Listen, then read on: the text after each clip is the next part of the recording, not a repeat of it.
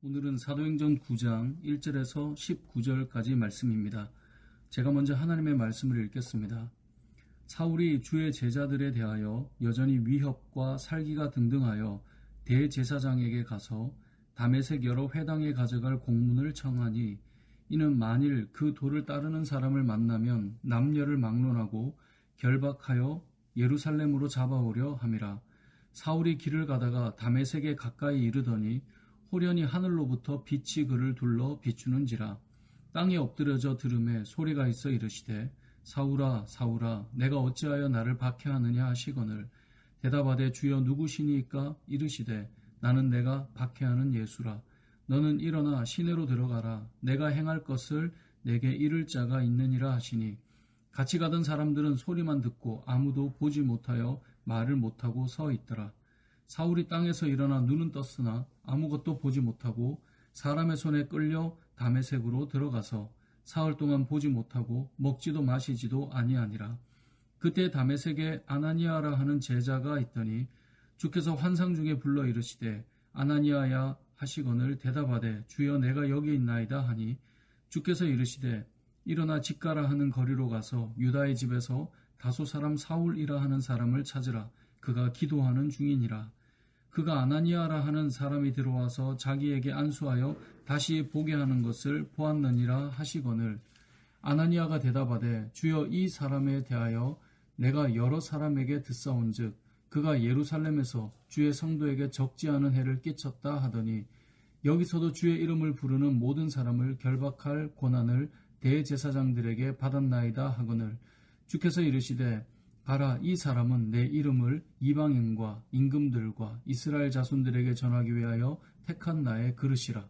그가 내 이름을 위하여 얼마나 고난을 받아야 할 것을 내가 그에게 보이리라 하시니, 아나니아가 떠나 그 집에 들어가서 그에게 안수하여 이르되, 형제 사울아, 주 곧 내가 오는 길에서 나타나셨던 예수께서 나를 보내어 너로 다시 보게 하시고 성령으로 충만하게 하신다 하니, 즉시 사울의 눈에서 비늘 같은 것이 벗어져 다시 보게 된지라.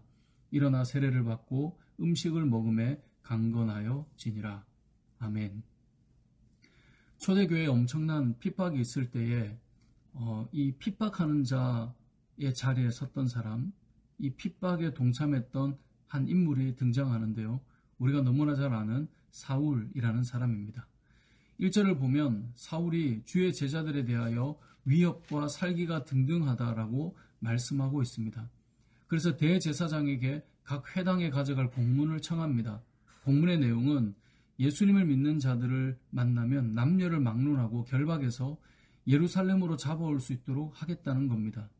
자, 이렇게 위협과 살기가 등등했던 이유가 무엇일까요? 본인이 믿는 믿음이 옳고 이들이 지금 잘못된 것을 가르친다고 생각했기 때문입니다.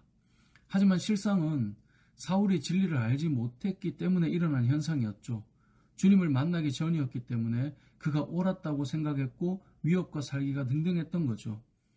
그랬던 사울이 이제 예수님을 만나는 사건이 일어나는 겁니다. 다메섹으로 가는 길에 갑자기 빛이 비칩니다.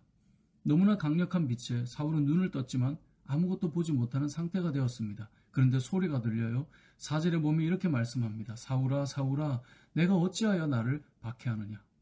사울이 질문합니다. 주여 누구시니까? 대답하십니다. 나는 너가 박해하는 예수라. 사울은 예수의 도를 전하는 초대교회 신자들을 못마땅하게 여겼습니다. 자신들이 믿는 유대 종교에 위협이 된다고 느꼈고 예수 그리스도의 복음은 엉터리라고 느꼈습니다. 그래서 신자들을 박해했었습니다. 그런데 지금 누구를 만납니까? 예수님을 만나게 된 것입니다. 그런데 예수님의 말씀을 우리는 잘 기억해야 합니다. 사울아 사울아 내가 어찌하여 나를 박해하느냐. 여러분, 사울은 한 번도 예수님을 박해한 적이 없습니다. 왜냐하면 예수님을 만난 적이 없거든요. 예수님을 믿는 자들을 핍박했어요. 그런데 주님은 교회를 핍박하는 것이 곧 예수님을 핍박하는, 자신을 핍박하는 것이라고 동일하게 말씀하고 있습니다. 사울아 사울아 내가 어찌하여 나를 박해하느냐라고 말씀하는 거죠. 이것은 무엇을 의미합니까?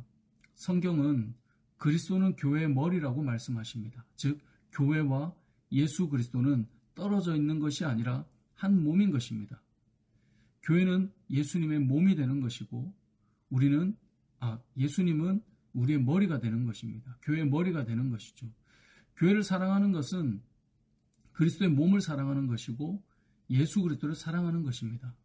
교회를 핍박하는 것은 그리스도의 몸을 핍박하는 것이며 예수 그리스도를 핍박하는 것입니다.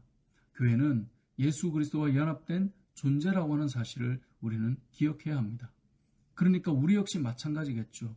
그리스도와 교회의 연합된 관계를 잘 알지 못하면 우리 역시 교회를 비난하거나 함부로 대하면서도 위협적이고 살기등등한 모습으로 우린 살아갈 수 있다라는 겁니다. 교회는 그리스도의 몸이라는 사실을 기억해야 할 것입니다. 연약해 보이는 그 교회를 사랑하는 것이 곧 주님을 사랑하는 것임을 기억해야 합니다. 주의 도를 핍박하고 비난하는 것은 곧 주님을 박해하는 것이라는 사실을 기억해야 할 것입니다.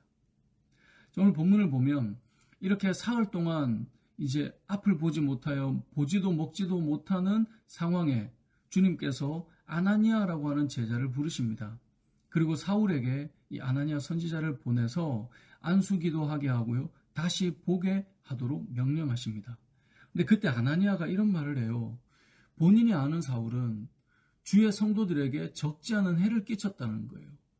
주의 이름을 부르는 사람을 결박할 권한을 대제사장들에게 지금 받아서 오고 있던 자가 사울이었다는 거예요. 그런데 어떻게 그 사람을 위해서 가야 되냐는 거죠. 그런데 주님이 보내시는 거예요. 그러면서 15절 16절을 보면 이렇게 말씀하세요. 주께서 이르시되 가라. 이 사람은 내 이름을 이방인과 임금들과 이스라엘 자손들에게 전하기 위하여 택한 나의 그릇이라. 그가 내 이름을 위하여 얼마나 고난을 받아야 할 것을 내가 그에게 보이리라 하시니. 아멘. 하나님께서 그를 어떻게 쓰실지를 말씀해 주세요.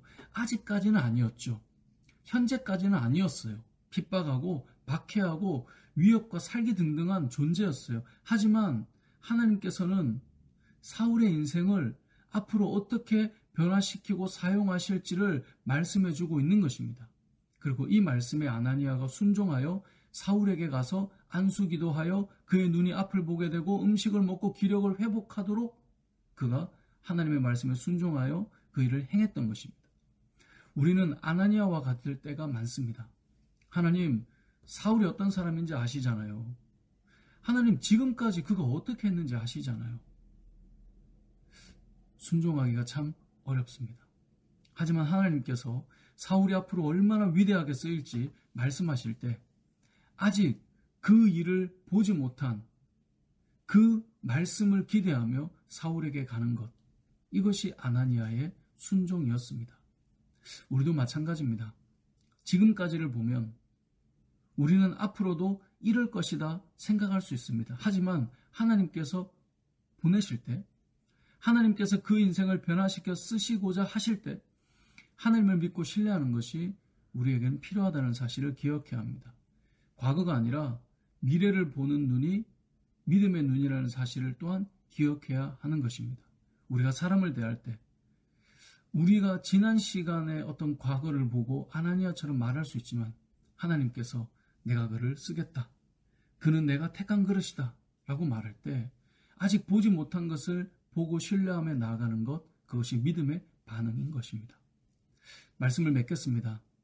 오늘 말씀을 통해 두 가지를 기억했으면 좋겠습니다. 그리스도와 교회의 관계를 기억하시길 바랍니다. 교회를 사랑하는 것이 주님을 사랑하는 것이며 주의 도를 핍박하는 것이 예수님을 박해하는 것임을 기억해야 할 것입니다. 그리고 하나님께서 과거의 사울이 아니라 앞으로 그의 인생을 어떻게 열어가실지 말씀하시며 아나니아를 보낼 때 순종했던 것처럼 우리에게도 미래에 대한 소망을 품은 믿음의 눈으로 성도들을 또 여러 사람들을 대하는 저와 여러분의 삶이 되시길 주님의 이름으로 축복합니다. 아멘.